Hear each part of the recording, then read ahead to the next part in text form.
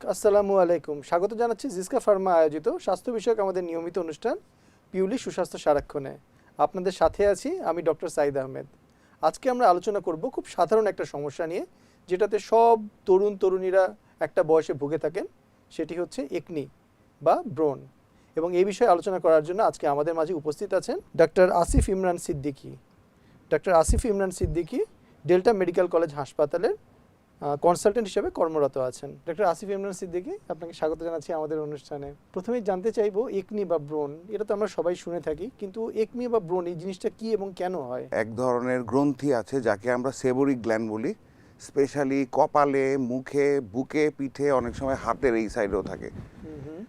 এদের কাজই হচ্ছে সারাদিন তৈলাক্ত একটা সিবাম বলি আমরা ইংলিশে, এরকম একটা তৈলাক্ত পদার্থ সিক্রেট করে, রোদ্রে সানব্লকার হিসাবে কাজ করতেছে। সারাদিন আমাদের শরীরে বিভিন্ন ধরনের জীবাণু লাগতে পারে, তো এটার একটা ইমিউনোলজিক্যাল রোলও আছে।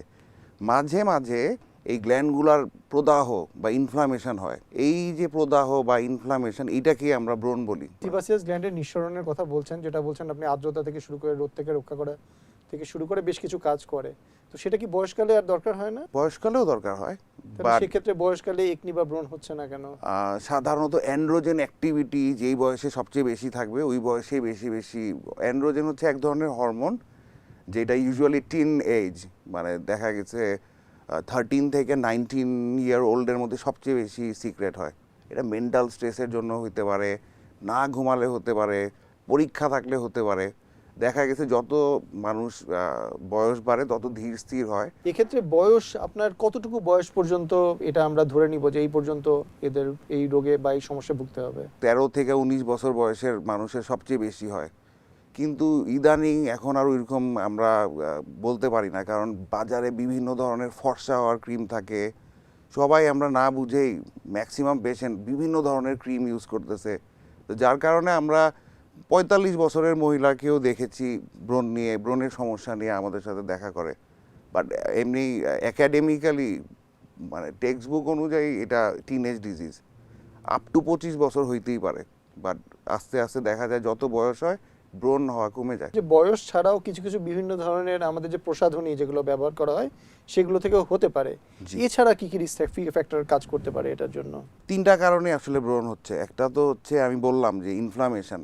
কারো যদি এমনি কোনো কারণ ছাড়াই শরীরের মধ্যে সিবাম সিক্রেশনের পরিমাণ বেশি থাকে, সবার অয়েলিনেস একরকম থাকে না, ওদের ব্রণ হওয়ার চান্স বেশি। অয়েলি স্কিন, কিন্তু সে যদি রেগুলার মুখ না ধোয় বা মুখের থেকে এই অয়েলি জিনিসটা না সরাতে পারে, তার ব্রণের চান্স মুখ হাই। ধোয়ার ক্ষেত্রে এক্ষেত্রে আমাদের কি সাবান ব্যবহার করতে পারবো নাকি ফেস ওয়াশই ব্যবহার করতে হবে, এরকম কোনো নিয়ম আছে? বা যাদের মুখ তৈলাক্ত তারা কি অন্য কোনো ধরনের স্পেশাল ধরনের কোনো কিছু ব্যবহার করবে? Definitely oil free face wash ব্যবহার করতে পারলে সবচেয়ে ভালো। সবাই তো, মানে সবার তো আর ব্রণ নাই, আমি বলতেছি যাদের ব্রণও নাই ওদেরও উচিত আসলে ডেইলি 2-3 বার মুখ ধোয়া। সেই ক্ষেত্রে এনিথিং গুড, মানে অয়েলি সাবান না ইউজ করলেই ভালো।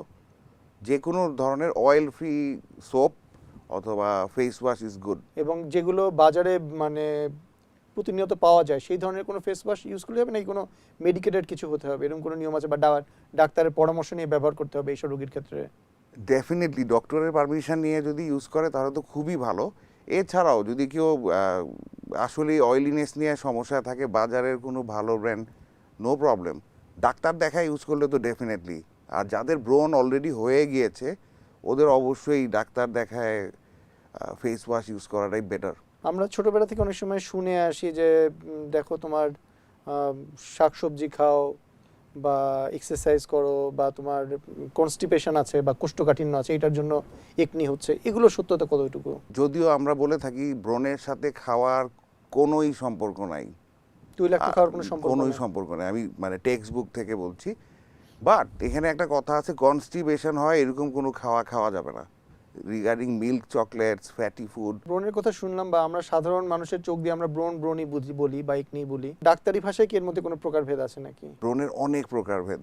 ধরেন নর্মাল যে ব্রণটা হচ্ছে টিনেজারদের, ওটাকে আমরা বলি অ্যাকনে ভালগারিস। বাজারের প্রোডাক্ট ইউজ করার পরে ওগুলোতে স্টেরয়েড থাকে, ওগুলাকে আমরা বলি অ্যাকনে কসমেটিকা। যত না ব্রণের প্রবলেম, তার থেকে বেশি খোটাখুটি করে কালো দাগ বা ফুটা দাগ, ওইটাকে আমরা বলি অ্যাকনে এক্সকোরিয়াটা।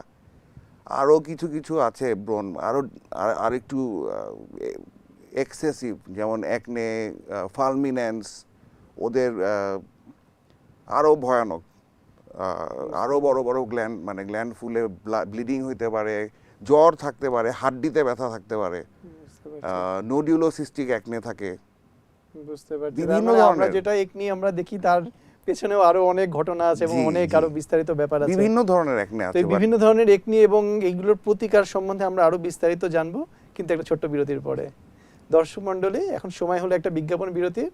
আমরা খুব শীঘ্রই ফিরে আসছি, আমাদের সাথেই থাকুন।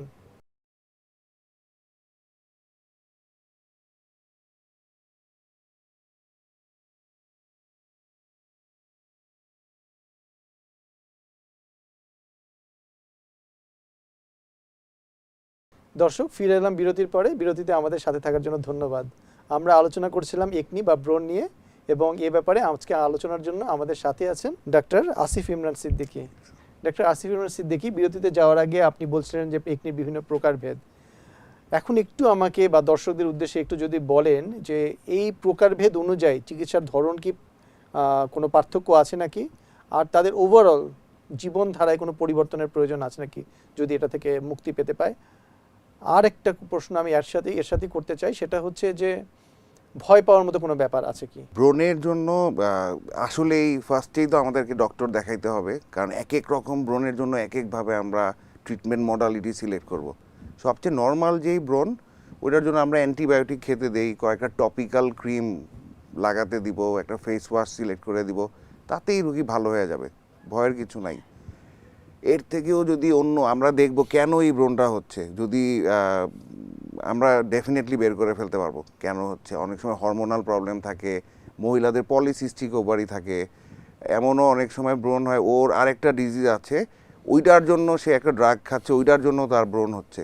এমনও অনেক রুগী আছে আমরা নর্মাল একটা ক্রিম, একটা ফেস ওয়াশ দিয়েও একনি ট্রিটমেন্ট করতে পারি। এইটাতে যদি কাজ না হয় সেক্ষেত্রে আমরা ওরাল অ্যান্টিবায়োটিক খেতে দিই। এর থেকেও যদি বড় কোনো একনে আসে সেক্ষেত্রে আমরা আইসোটেটিনয়েন প্রিপারেশন আছে, ওটা ওরালি খেতে দিই। আরও বিভিন্ন ধরনের ট্রিটমেন্ট আছে, যেমন ধরেন আমরা কেমিক্যাল পিল করি, মাইক্রোডার্ম অ্যাব্রেশন করি, আমরা মাইক্রোনিডিলিং করি। অনেকের ক্ষেত্রে যার একনি হয়েছে কিন্তু এখন একনি নাই, কিন্তু গর্ত রয়ে গেছে অথবা দাগ রয়ে গেছে, সেক্ষেত্রে তাদেরকে কতটুকু আশার বাণী আমরা শোনাতে পারি? 70% দাগ থাকবেই না, ব্রণের গর্ত দাগ। আর কালো দাগ অলমোস্ট 90%, কোনো কোনো ক্ষেত্রে 100%। মানে তার যে এক সময় ব্রণ ছিল আপনি দেখে বুঝতেই পারবেন না। সো আশার বাণী, দেয়ার আর মানে ভেরি গুড হোপ রিগার্ডিং একনে। একনির ক্ষেত্রে চিকিৎসার ক্ষেত্রে আমরা যদি বহির্বিশ্বের সাথে যদি তুলনামূলক চিত্র টানি, সেক্ষেত্রে আপনি কি বলতে পারেন যে বহির্বিশ্বের সাথে তাল মিলিয়ে আমরা এটার চিকিৎসার আধুনিকতা এগিয়ে গেছি? বাংলাদেশে সোফার যত রকম ট্রিটমেন্ট সারা ওয়ার্ল্ড ফলোয়িং গ্লোবালি, আমরা মাশাআল্লাহ সব ট্রিটমেন্টই বাংলাদেশে দিতে পারি রিগার্ডিং একনে। একনেতে বাংলাদেশে নাই বলে এমন কোনো ট্রিটমেন্ট এখন আশা করি এরকম কোনো ট্রিটমেন্ট নাই ইনশাল্লাহ। একনির ক্ষেত্রে ডায়াগনোসিসের ক্ষেত্রে আপনারা তো দেখেই হয়তো বোঝেন, জি। বা যে পেশেন্ট সেও বুঝছে, কিন্তু এছাড়া কি আর কোনো পরীক্ষা নিরীক্ষার প্রয়োজন আছে? কখনো কখনো প্রয়োজন হয়, যদি আমরা দেখি যে হার্সুটিজম আছে, মানে পশম টসম এগুলা দেখলে আমরা তখন বিভিন্ন ধরনের আরও কয়েকটা টেস্ট করতে দিই, হরমোন টেস্ট, আমরা আলট্রাসোনোগ্রাম করতে দিই, পলিসিস্টিক ওভারি এক্সক্লুড করার চেষ্টা করি। শেষের দিকে একটু জানতে চাইবো যে দাগ বা গর্ত এগুলো রিমুভ করার জন্য কি ধরনের খরচ পড়তে পারে, আচ্ছা, আর এর ছাড়াও আপনার যদি দর্শকদের উদ্দেশ্যে কিছু বলার থাকে তাহলে সেটাও আপনি বলতে পারেন। কালো দাগ যদি থাকে, ব্রণ শুকায় যাওয়ার পর অনেক সময় কালো দাগ থাকে, লাল দাগ থাকে, ওইটার জন্য ওষুধ দিলেই ঠিক হয়ে যায়। মাঝে মাঝে আমরা কেমিক্যাল পিল বা মাইক্রোডার্ম অ্যাব্রেশন করি, স্টার্টস ফ্রম 2000 টাকা, 5000 6000 টাকা পর্যন্ত হইতে পারে। এছাড়াও আমরা অনেক সময় মাইক্রোডার্ম অ্যাব্রেশন করি, ওইটাও অত বেশি না, ওইটা স্টার্টস ফ্রম 1500 টাকা, তো এটাও 3500-4000 টাকার মধ্যে হয়ে যায়। ধন্যবাদ ডক্টর আসিফ ইমরান আমাদের অনুষ্ঠানে আসার জন্য। দর্শক, আমরা এতক্ষণ আলোচনা করলাম একনি বা ব্রণ এবং এর বিভিন্ন দিক নিয়ে, কেন হয়, এটা প্রতিকার কি, যদি হয়ে যায় বা দাগ হয়ে যায় সেক্ষেত্রেও এটার সমাধানের ব্যবস্থা নিয়ে আমরা বিভিন্ন ধরনের আলোচনা করলাম, এবং সেটার খরচও আমার মনে হয় খুব বেশি আমাদের বর্তমান অর্থনৈতিক প্রেক্ষাপটে খুব বেশি না, এবং অনেক আশার বাণীও আমরা দেখতে পাচ্ছি। যাদের ব্রণ আছে, একনি আছে, যাদের বয়স কম, এই অনুষ্ঠান দেখে তারা যদি কোনো না কোনোভাবে উপকৃত হন, এটাই আমাদের অনেক বড় প্রাপ্য। আগামীতে দেখা হবে নতুন কোনো বিষয় নিয়ে। সেই পর্যন্ত সবাই ভালো থাকুন, সুস্থ থাকুন। আল্লাহ হাফেজ।